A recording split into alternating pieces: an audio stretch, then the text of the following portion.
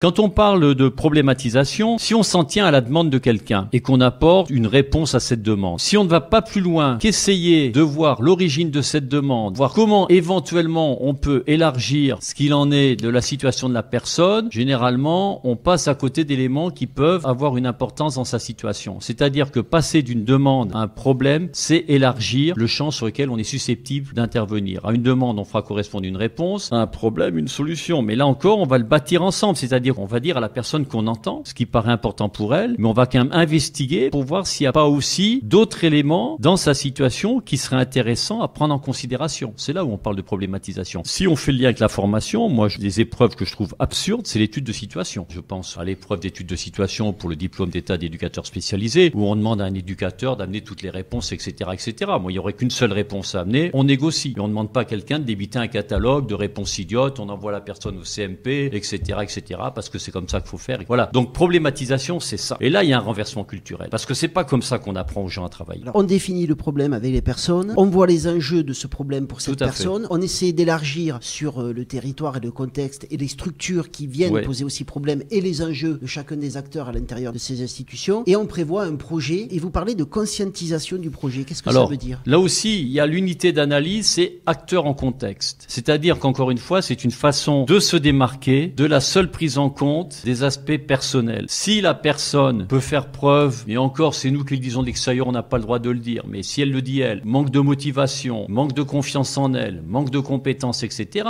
on va pouvoir voir avec elle si c'est à traiter et comment le traiter. Mais encore une fois, dans la problématisation, acteur en contexte, on va prendre tout ce qui est autour. C'est vraiment de se dire, bon ok, il y a la personne, mais qu'est-ce qu'il y a autour? Là, ça renvoie à tous les modèles écosystémiques, là aussi, qu'on connaît depuis 79, Bronfenbrenner, etc., etc. Et l'acte conscientisant, effectivement, des emprunts à Paulo Freire, le passage d'une conscience individuelle à une conscience collective, à une conscience sociale, voire politique. Encore une fois, et là, c'est là où il y a eu la dimension du groupe qui peut être intéressante, c'est-à-dire qu'on va essayer de travailler l'entraide. On va voir comment, là, en s'appuyant pleinement sur les travaux de Paulo Freire, comment des personnes peuvent se rendre compte que les obstacles qu'elles rencontrent, d'autres les rencontrent aussi. On sait que c'est rassurant. Et puis à partir de là, on se dit, mais peut-être qu'il n'y a pas que moi qui suis en cause dans cette affaire-là, etc. Et puis les personnes vont se rendre compte entre elles qu'il y a une dimension sociale dans tout ça. Il y a un aspect structurel qui fait que toutes se retrouvent dans cette situation-là, etc. Donc quand on parle d'action conscientisante, c'est-à-dire que systématiquement, de toutes les situations traitées, on va faire en sorte que les personnes en tirent des enseignements et se rendent compte que si elles étaient dans cette situation, il y avait sans doute tel ou tel paramètre qui rentre en ligne de compte et que si elles s'en sont sorties, c'est parce qu'elles ont été capables de travailler tel et tel paramètre. C'est là où on parle d'action conscientisante.